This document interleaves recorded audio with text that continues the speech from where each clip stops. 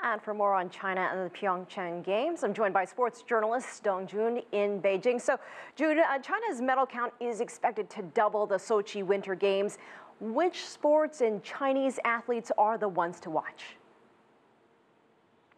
Well, of course, China is sending the biggest ever delegation from the country to a Winter Olympic edition. But I think China should still realistically focus on several so-called traditional sports where China really have hopes to win medals or even gold medals.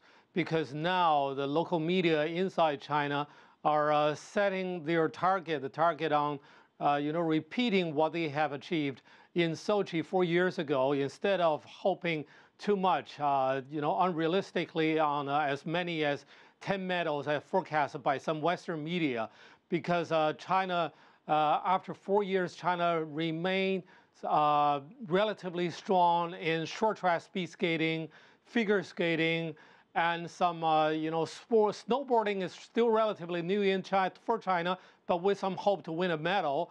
And another event is speed skating. I mean, the long track speed skating, in which China no longer have the top contenders in the world.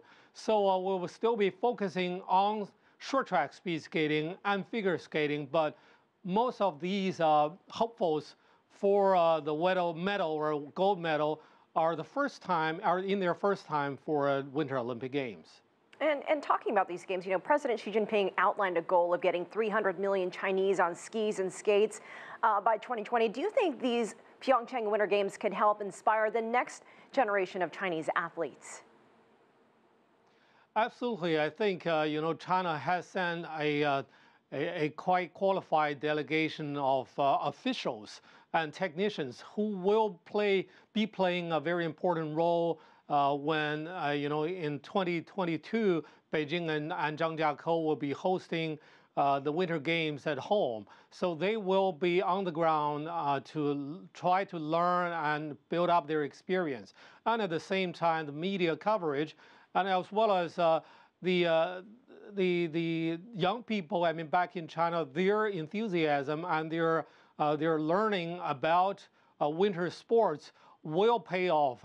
Over the years, after so many years of efforts, I think the difference of expecting and hosting the Winter Games from, back in 2008 when China was first time hosting the Summer Games was, many of those Summer Games sports are relatively, distant from ordinary people's lives.